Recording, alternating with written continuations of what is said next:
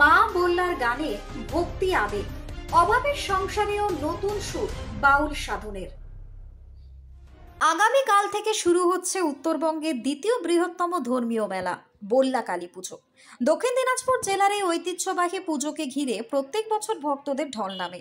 রাজ্যের বিভিন্ন প্রান্ত তো বটেই, দেশের নানান প্রান্ত থেকে ভক্তরা এসে ভরিয়ে তোলেন বল্লার মাটিকে। আর সেই ভক্তির আবহেই এবছর এক ভিন্ন সুরে মাততে চলেছে মেলা প্রাঙ্গণ। বাউল শিল্পী সাধন হালদার নিজের লেখা এবং সুর করা একটি বিশেষ গান উৎসর্গ করেছেন মা বল্লাকে। 2 মেয়ে এবং স্ত্রীকে নিয়ে সীমিত উপার্জনের সংসার, তবু থেমে থাকেননি সাধন।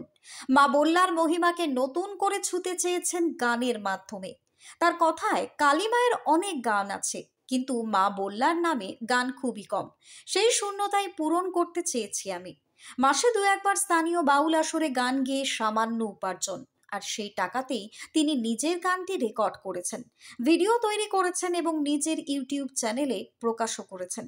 প্রকাশের পর থেকে স্থানীয় মহলে প্রশংসার ঝড় উঠেছে। অনেকে বলছেন গানটি যেন মেলাকে ঘিরে উৎসবের আবহকে আরো উজ্জ্বল করে তুলেছে। রাজ্যের মুখ্যমন্ত্রী মমতা বন্দ্যোপাধ্যায় যেভাবে লোক সংস্কৃতিকে উৎসাহিত করছেন, সাধনের উদ্যোগ যেন সেই প্রচেষ্টারই এক উজ্জ্বল উদাহরণ। লোকগানের সুরে রাজ্যের ঐতিহ্যবাহী স্থানগুলোর কাহিনী যেমন ছড়িয়ে পড়ছে, তেমনি জেগে উঠেছে গ্রাম বাংলার শিল্প জীবন। সাধন হালদারের কণ্ঠে তাই শুধু গান নয়, আছে এক নিবেদিত ভক্তির গল্প।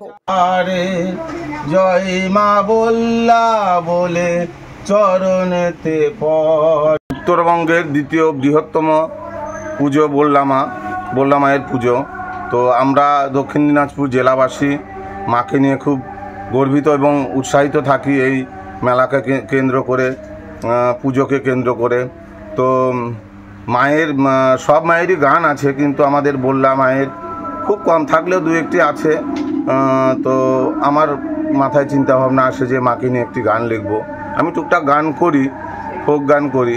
তো সেই চিন্তা ভাবনা থেকে আমি মায়ের কৃপাতে, মায়ের দয়াতে আমি লিখতে পেরেছি গানটি রিলিজ করিয়েছি। খুব একটা বড় জায়গা থেকে করাতে পারিনি,